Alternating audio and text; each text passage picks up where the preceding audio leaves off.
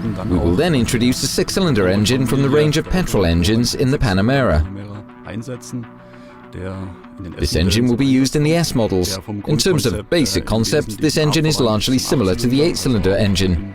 In other words, a turbocharged engine in which the exhaust gas turbo technology is housed in the front of the engine and brings together a number of character traits from the eight-cylinder engine.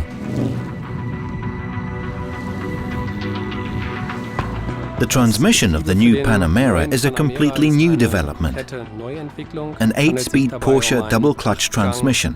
One new feature of the transmission is the significantly reduced friction loss, which makes the transmission more efficient. The spread has also increased compared to the previous transmission.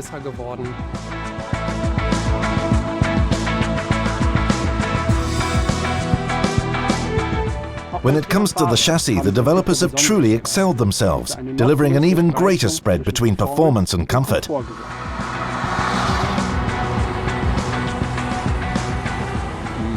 In terms of innovations in the new Panamera, the chassis is certainly one of the highlights.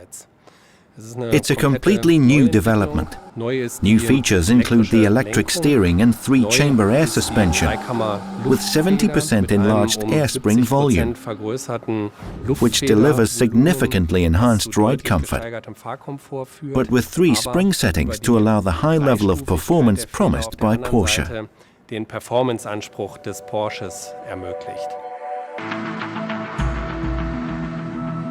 An important feature of the interior that again emphasizes the width is the visually streamlined instrument panel. For me personally, the real highlight of this vehicle is the widescreen that is fully integrated into the surface. To enable the screen to be integrated, the air vents, which are normally positioned on the right and left and give you the feeling that the screen is crammed in, have now been shifted down.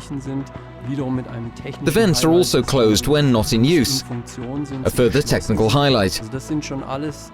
These are all elements where I can say that we as designers had a great deal of freedom to implement an extremely attractive design.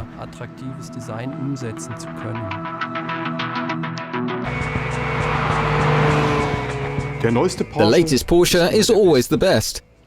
That's something we try to reflect in the electronics. There is a whole host of new features that can only be implemented today using modern electronics.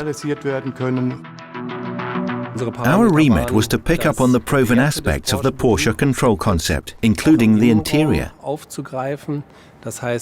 In other words, to continue with direct operation for driving functions that are elemental to a Porsche, and to use this as the basis for new potential options.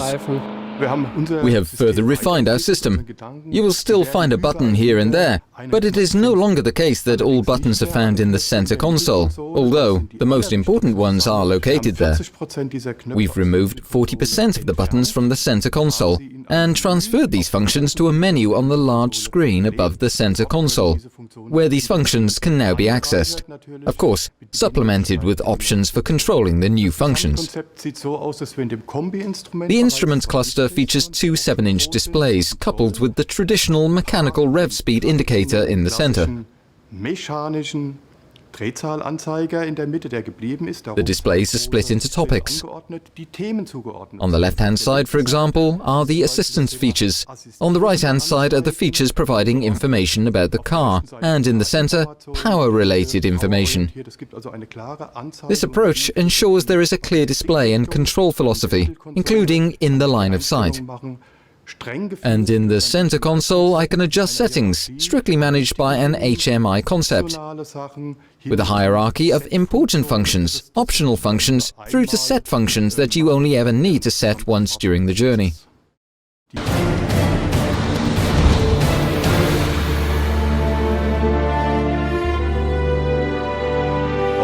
Our objectives for the new Panamera were simple. We said to ourselves, in terms of quality aspects, we want to put the best car on the road out of all our competitors.